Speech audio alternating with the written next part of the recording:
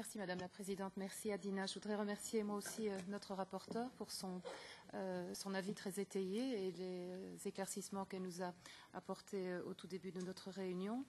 J'imagine que c'est un avis qui a dû quelque peu inquiéter la Commission puisque je lisais ce matin dans Politico une interview de la commissaire européenne Bieńkowska qui se dit très inquiète. Je suppose qu'elle nous écoute ici online, très inquiète du résultat de nos travaux et de nos cogitations sur la question des engrais.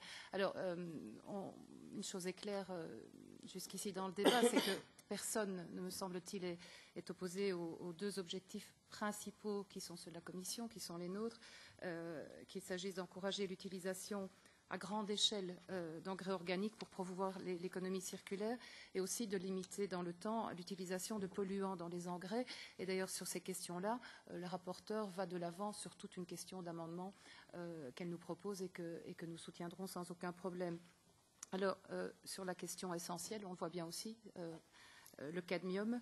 Madame Gardini est en désaccord avec la Commission sur les seuils et sur la proposition de la Commission sur les 12 ans d'étalement pour passer au seuil de 20 mg. Je dois avouer que si ma religion est faite sur les objectifs qui sont les nôtres, je n'en ai pas encore de façon tout à fait précise sur la façon, je dirais, d'y aboutir. Et sur une question que notre rapporteur a évoquée et qui me paraît essentielle, qui est la faisabilité de ce que nous voulons mettre en œuvre ici et de la façon d'y arriver. Et contrairement à ce que disait M. Rösling, enfin plus globalement, ce n'est pas seulement l'aspect économique qui me préoccupe, mais aussi la faisabilité sur le terrain par les agriculteurs et la question des alternatives. Donc tout ceci est important et me conduit à poser une série de questions à la Commission. D'abord, pourquoi proposer d'emblée cet échelonnement 60, 40, 20 mg, c'est-à-dire des seuils qui, si j'entends les Verts notamment, ne sont pas assez rapides, mais qui seront tout de même un bouleversement pour le monde de l'agriculture, ceux qui les utilisent en tous les cas. Donc voilà, pourquoi ce type de seuil?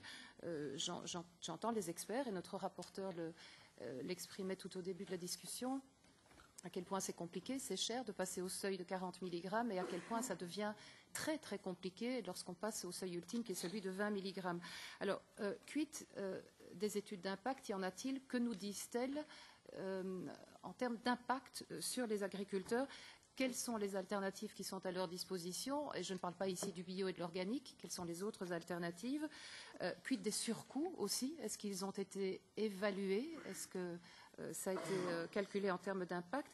Et quid surtout de ce que j'appellerais l'effet pervers?